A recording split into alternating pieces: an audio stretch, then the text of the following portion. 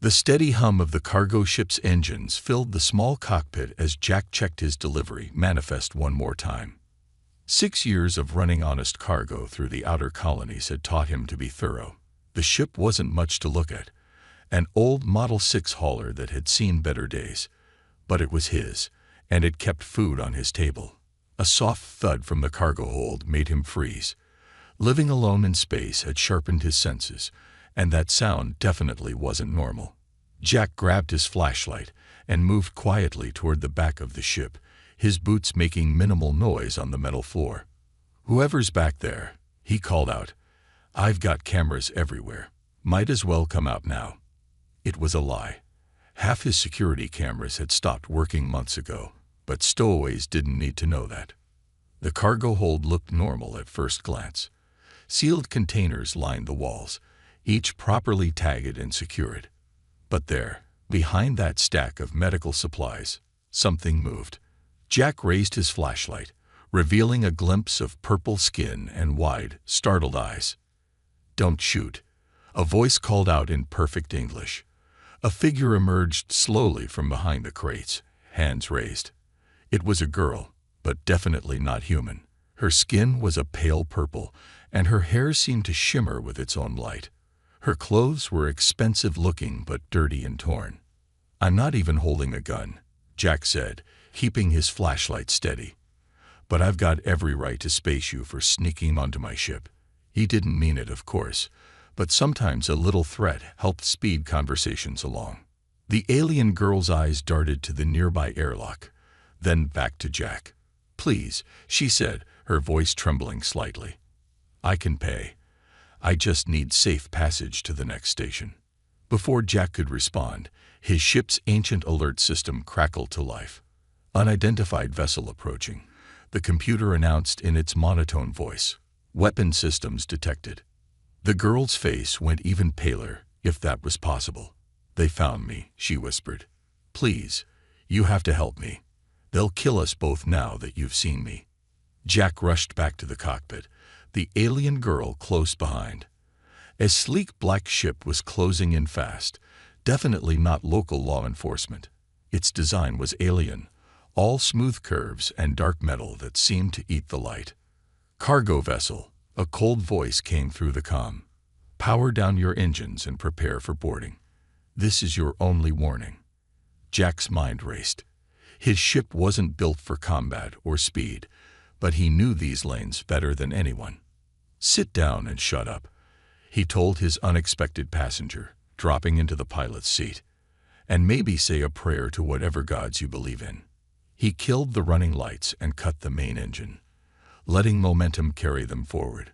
The pursuing ship slowed, probably thinking they were giving up. That's when Jack fired the emergency thrusters, not forward, but down. His ship dropped like a stone beneath the other vessel. "Hold on," he shouted, igniting the main engine at full power. The sudden acceleration slammed them both back in their seats as they shot forward, diving deeper into the asteroid field that lined this sector. The black ship followed, but more cautiously. They had better weapons and shields, but that meant nothing in the asteroids if you couldn't maneuver fast enough. "They're still following," the girl said, gripping her seat tightly. "Not for long," Jack replied, allowing himself a small smile. He aimed for a particularly dense cluster of rocks. Time to show them why humans are the best pilots in the sector. As they wove through the asteroid field, Jack glanced at his mysterious passenger. "By the way, since we might die together, what's your name?" "Lily," she answered, watching in amazement as he threaded the ship through gaps that seemed impossibly small. "And I'm starting to think I chose the right ship to hide on." Jack grinned as he spotted his favorite smuggler's route ahead, a twisted path through the rocks that local pilots called the Needle. It had claimed plenty of ships over the years, but he'd never lost a race through it. "Well, Lily," he said, "welcome aboard the worst day of my life. Now, let's see if we can live long enough for you to explain why those friends of yours want you dead so badly." Jack's ship burst out of the asteroid field, leaving their pursuers far behind. The old engines wheezed and groaned from the strain, but they had made it. He turned to his purple-skinned passenger, who was still gripping her seat tightly. "All right," he said, setting the ship on autopilot. "Time for answers. Those weren't regular pirates back there. The bounty on your head must be huge." Lily stood up slowly, her shimmering hair catching the starlight from the viewport. "You're right. It's 50 million credits." She spoke quietly, watching Jack's reaction. His eyes widened. That was enough money to buy 10 ships like his. "What did you do?" "Rob a space bank." "I stole information," she said, pulling a small crystal from her torn jacket. It glowed with a faint blue light. "I'm not some random refugee. I'm a member of the Starborn High Council.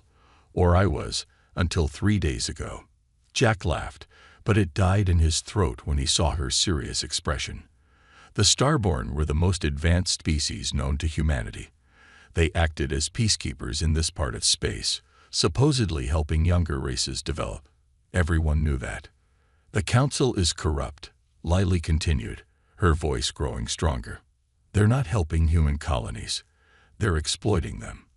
This crystal contains proof that they're deliberately sabotaging human technology, keeping your people dependent on us." Jack crossed his arms. "Why should I believe you? For all I know, you're making this up to save yourself." Lily touched the crystal to the ship's computer panel. Immediately, holographic images filled the cockpit. Jack saw familiar scenes: failed colony ships, struggling outposts, accidents that had been blamed on human error. But the documents showed something else. Careful plans to ensure those failures. "They laugh at humans in the council chambers," Lily said, her voice bitter. "They call you primitive, reckless. But I've watched your people. You succeed despite everything we do to hold you back. That's why I had to act." A warning light flashed on the console. 3 more ships had appeared on the long-range scanner. "They're not giving up," Jack muttered, checking their fuel levels. "We can't outrun them forever." "No," Lily agreed. "But we don't have to." She pointed to a spot on the navigation map. "There's a human outpost here, on Mining Station 47. It's officially abandoned, but I know smugglers use it. We can hide there and transmit this data across every communication channel in the sector." Jack studied her face carefully. He'd gotten good at reading people in his years of trading, human or alien.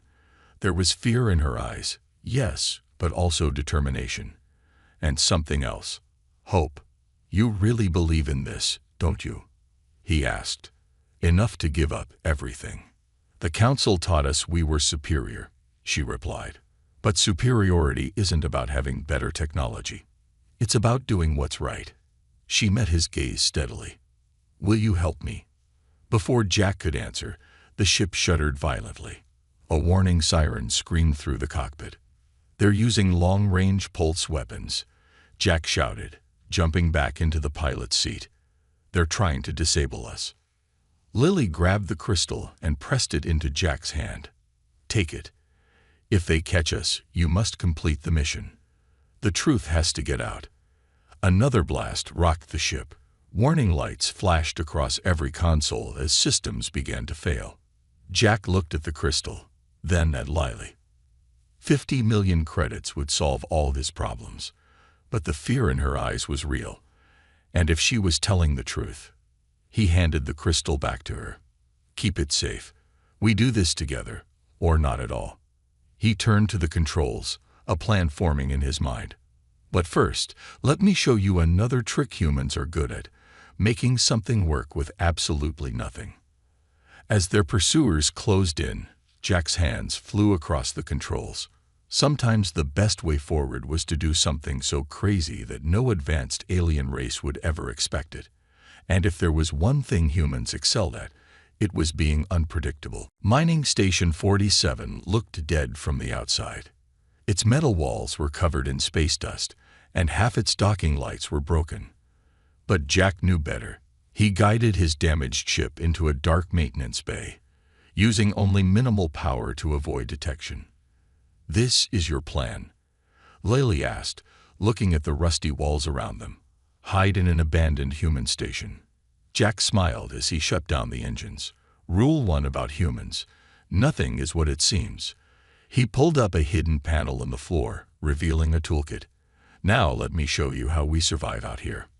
Over the next few hours, Jack taught Lily about human ingenuity. He showed her how to bypass security systems using old mining tools, how to turn broken communication arrays into makeshift scanners, and how to hide their energy signatures using techniques that any experienced human spacer knew. But this is so primitive, Lily said, watching him connect wires that should never work together. The council would say this is dangerous and unreliable. That's exactly why it works, Jack replied, testing the connection. Your people look for advanced technology, perfect solutions. They'd never expect someone to turn old mining equipment into a defense system. Lily helped him work, her elegant hands getting dirty for the first time in her life. She was surprised to find herself enjoying it. There was something satisfying about making things work without relying on advanced starborn technology. Why did you decide to help me? She asked, passing him tools. You could have turned me in for the reward. Jack paused his work, considering the question. Because I've seen too many human colonies struggle while the starborn watched from their fancy ships. If what you're saying is true, people need to know. A light flashed on Jack's makeshift scanner. They're searching nearby systems, he reported. But they won't find us. Not yet. Lily watched in amazement as Jack turned the station's old mineral processing units into transmission boosters. This will let us broadcast the data to every colony in the sector, he explained. Once it's out there, they can't stop it. But won't they trace the signal? She asked. Jack grinned. Rule 2 about humans: we're really good at making distractions. He pointed to several other locations on the station map. We'll set up fake transmitters. When they track the signal, they'll find empty rooms. Classic human trick. As they worked, Lily found herself studying Jack more closely. He wasn't anything like the humans she'd seen in council meetings, those carefully selected representatives in clean suits. He was real, practical, and somehow more alive than anyone she'd known in her sheltered life.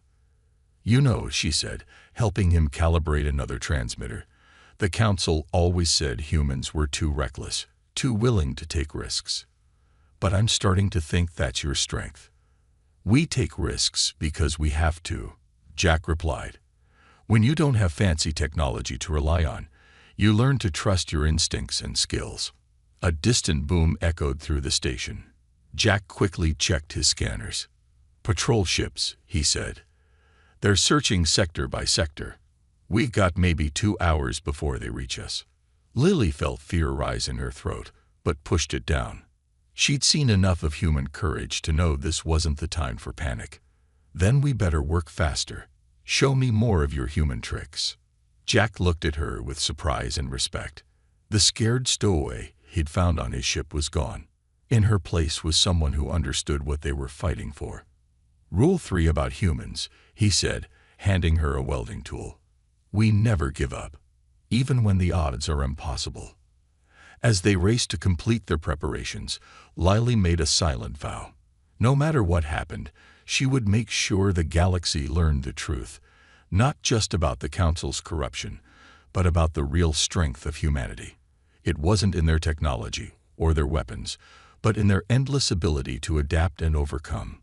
The patrol ships drew closer, but in the depths of Mining Station 47, human ingenuity was about to teach the most advanced race in the galaxy a lesson they'd never forget. The starborn patrol ships surrounded Mining Station 47, their sleek hulls gleaming against the darkness of space. Inside the station, Jack and Lily crouched behind old mining equipment, watching scanner readings on their jury-rigged display. 6 ships, Jack whispered. More than we expected. A voice boomed through the station's old speakers. This is Commander Vale of the Starborn Fleet. We know you're here, Princess Lily. Surrender now, and the human will be spared. Jack turned to Lily in shock. Princess. She looked away, her purple skin darkening with shame. I'm sorry. I should have told you. I'm not just any council member. I'm the High Chancellor's daughter. Before Jack could respond, heavy footsteps echoed through the corridors.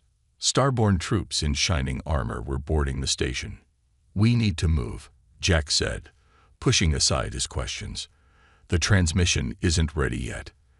They ran through dark corridors, guided by Jack's knowledge of human maintenance tunnels. But at every turn, more troops appeared. They were being herded. Jack realized too late. Finally, they reached a dead end. Commander Vale stood before them, flanked by soldiers with advanced weapons. His silver armor made him look like a statue come to life. "Lily," Vale said smoothly, "your father is very disappointed. Come home now, and all will be forgiven." Jack raised his makeshift weapon, but Lily put a hand on his arm. "Wait," she said softly. Then, to everyone's surprise, she walked toward Vale. "You're right, Commander," she said, her voice clear and cold. "This has gone far enough." She turned to face Jack, and her eyes were hard as steel. "I'm sorry, human, but did you really think a princess would choose you over her own people?" Jack felt like he'd been punched in the gut. All the talk about believing in humanity, all those hours working together, had it all been a lie? Vale smiled. "Take the human to the brig. He'll be questioned about any copies of the data he might have made." Two soldiers grabbed Jack's arms. He didn't resist, still staring at Lily in disbelief. She wouldn't meet his eyes. "Commander," Lily said, "let me speak to him first. I owe him that much." Vale nodded indulgently. "Of course, Princess, but make it quick." Lily approached Jack, her face unreadable. She reached out and straightened his dirty jacket, leaning close. "Thank you for teaching me about humans," she whispered, so softly only he could hear. Her hand slipped something into his pocket, especially about being unpredictable. Jack kept his face neutral, but his mind raced. In his pocket, he felt the familiar shape of the data crystal. "Take him away," Lily commanded, stepping back. "And make sure he's comfortable. He did try to help me, after all." As the soldiers led Jack away, he caught a glimpse of Lily walking with Vale, her head held high. She was asking about her father, keeping the commander distracted. In his cell, Jack waited until the guards were distracted. Then he pulled out not just the crystal, but a small device Lily had slipped him, a remote trigger they'd built together. "Rule 4 about humans," he muttered, pressing the button. "We're really good at playing along." Across the station, their trap sprang to life. The makeshift transmitters they'd built weren't decoys. They were all real, broadcasting the crystal's data simultaneously. The Starborn would have to destroy the entire station to stop the transmission, and by then it would be too late.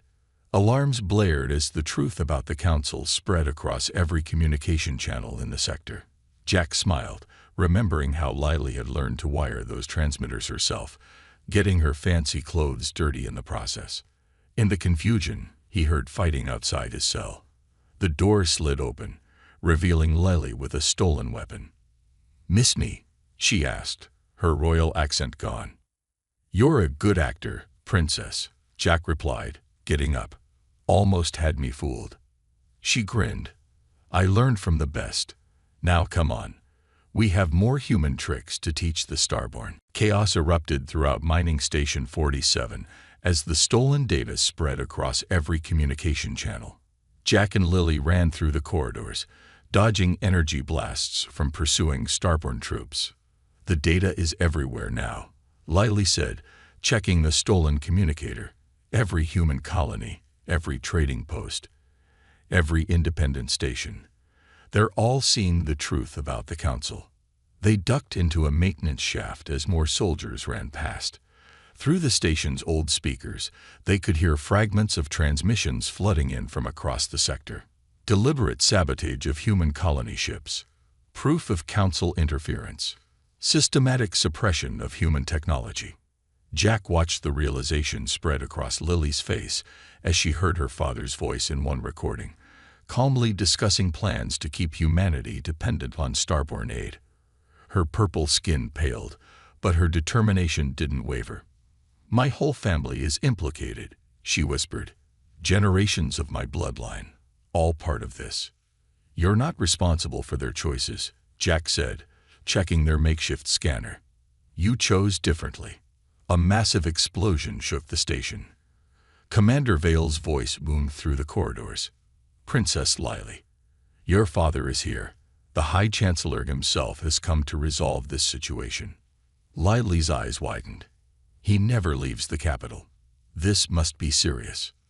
Good, Jack replied, pulling out tools from his pockets. Because we're not done yet. Remember what I taught you about human backup plans. They worked quickly, converting old mining equipment into makeshift defenses. Jack had spent years learning how to repurpose human technology, and now he washed with pride as Lily applied those lessons with natural skill. The council always said humans were wasteful, she said, rewiring a broken mining laser. They couldn't understand why you kept old technology, why you modified everything. But now I see, you don't waste anything. You make it better. Another explosion rocked the station. Through a viewport, they saw a massive starborne ship dock, the High Chancellor's personal vessel. It was beautiful, all gleaming metal and pulsing energy fields. That's my father's ship, Lily said. The most advanced vessel in the starborne fleet. Jack grinned. All that technology, and they still can't find us in here. Want to know why? Because they don't understand human spaces, Lily answered, finally getting it. These maintenance tunnels, the jury-rigged systems, they're scanning for advanced technology, but we're using things they consider obsolete. Heavy footsteps approached their position. The High Chancellor's elite guards were closing in. But Jack and Lily had prepared for this, using everything the station had to offer. Before the High Chancellor's footsteps echoed through Mining Station 47, each step precise and measured. He was tall, even for a starborn, his skin a deep royal purple and his robes shimmering with embedded technology. The elite guards surrounded him, their weapons ready. Lily, his voice carried power and authority. You've made your point. Now end this foolishness. Hidden in their prepared position, Jack and Lily exchanged glances. Their traps were set, their plans in motion. Around them, the old mining station hummed with jury-rigged human technology. That's not my name anymore, Father, Lily called out, her voice strong. My title died with your lies. The High Chancellor stopped, his face darkening. You would throw away centuries of tradition. For what? These humans. He gestured at the rusty walls around them. Look at how they live. Look at what they build. I am looking, Lily replied. She pressed a button on their makeshift console. Throughout the station, hidden speakers came to life, broadcasting their conversation to every human colony and station in range. I see people who build something from nothing, who survive despite everything you've done to hold them back. Jack activated their first trap. Old mining drills burst to life, their industrial sounds masking his and Lily's movements as they changed positions.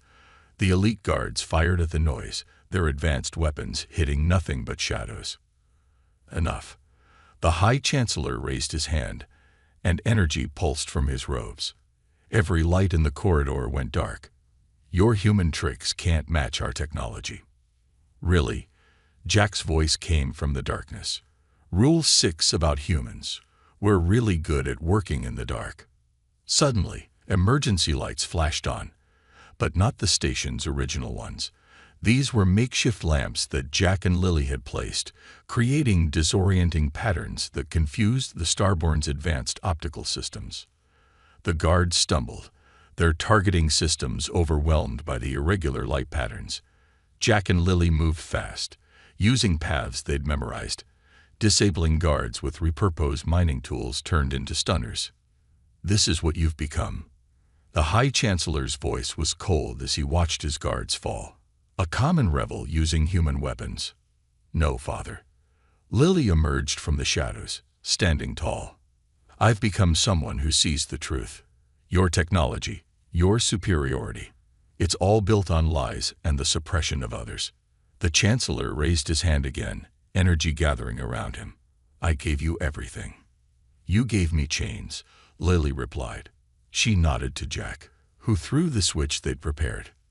Every mining processor in the station activated at once, creating a massive electromagnetic pulse. The Chancellor's robes flickered and died, his advanced technology useless. Impossible, he whispered, staring at his dead systems. No, Jack said, stepping forward. Just human engineering. Sometimes the old ways work best. More guards rushed in from the Chancellor's ship, but they weren't prepared for what waited. Simple tripwires triggered mining foam sprayers, security doors slammed shut on makeshift timers, and magnetic fields from repurposed ore separators pulled their weapons away. The High Chancellor watched in disbelief as his elite forces were defeated by technology his people had dismissed as primitive. His own daughter, covered in dirt and grease, fought alongside a human, using their methods with skill and pride. You cannot win, the Chancellor said, but his voice held a note of uncertainty. The Council will never accept this. The Council doesn't have a choice, Lily replied. Look. On every screen in the station, reports were flooding in. Human colonies rising up, demanding investigations. Independent worlds calling for justice. Even some starborn worlds, seeing the evidence, were demanding answers. Your perfect system is falling, Jack said, not through war or advanced technology, but through the simple human art of exposing the truth. The High Chancellor looked at his daughter one last time, seeing not the princess he'd raised, but someone stronger, someone free. Surrender, Lily said quietly. Show that at least one more thing we inherited from humans, the wisdom to know when we're beaten. Around them, Mining Station 47 hummed with human ingenuity, proof that the simplest solutions were often the strongest. The High Chancellor, surrounded by failed technology and defeated guards, finally lowered his head. The revolution wouldn't be won with advanced weapons or superior technology. It would be won with determination, creativity, and the courage to stand up for what was right. All things humanity had been teaching the galaxy all along. 3 months after the events at Mining Station 47, Jack's cargo ship drifted through space with a new coat of paint and several creative modifications. In the co-pilot's seat, Lily checked their latest delivery manifest. Another shipment of agricultural supplies for the outer colonies, she asked, raising an eyebrow. Her once royal accent had picked up traces of human spacer slang. Perfectly legal this time, Jack replied with a grin. Though I might have added some extra mining equipment they didn't officially request. You know how those colonies always need spare parts.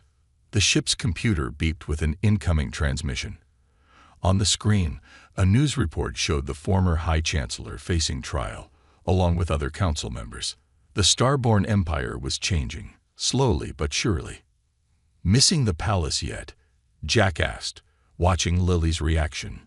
She looked down at her worn cargo pilot's uniform, then at her hands, still marked with engine grease from their morning repairs.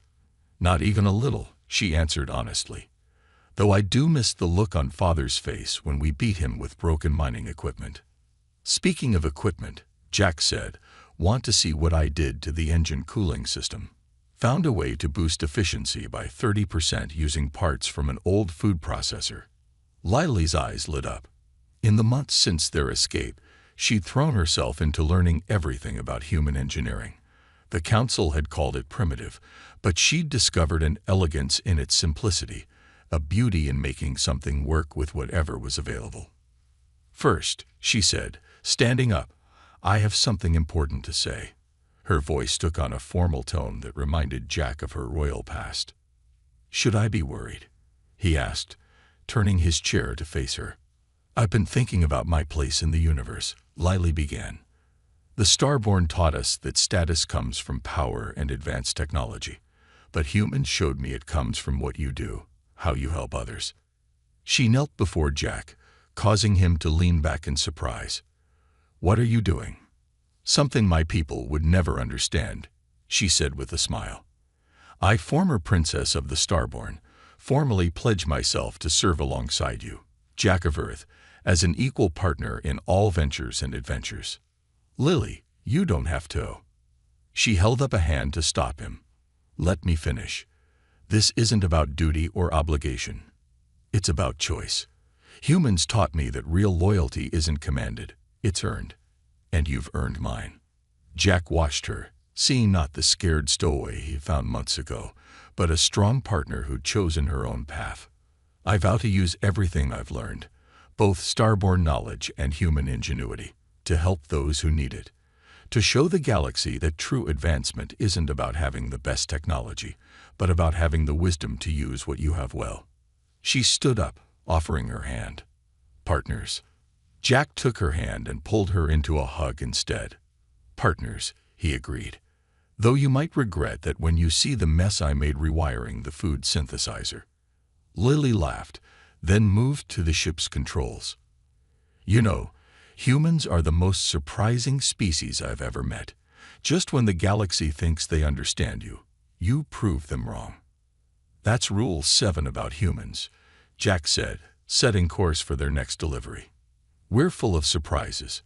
Their ship accelerated into the darkness of space, its hybrid of human and starborn technology humming smoothly. In the cargo hold, their latest shipment of supplies waited, along with a few extra pieces of outdated human technology that would help another colony stand on its own. "Where to next?" Lily asked, already pulling up star charts. "Wherever there's people who need help," Jack replied. "And wherever we can show the galaxy what happens when human creativity meets starborn knowledge." As their ship disappeared into the starfield, Lily smiled. She'd lost a throne, but gained something better: a purpose, a partner, and the freedom to choose her own path. And she wouldn't have it any other way.